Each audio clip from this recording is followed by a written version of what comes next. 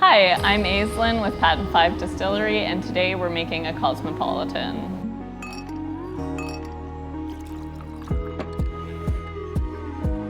A Cosmopolitan is a vodka-based drink, and it's a bit on the sweeter side.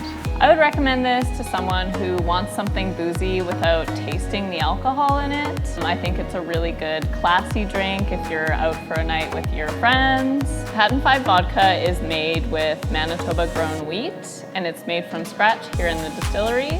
It's got a sweet and smooth finish to it.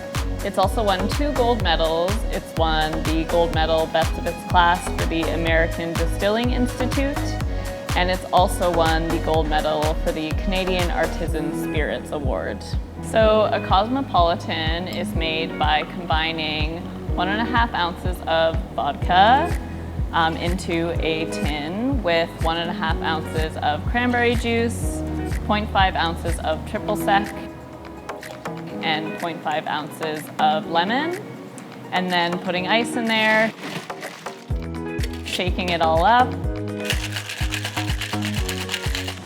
and double straining it into a coupe. There you have it, the Cosmopolitan.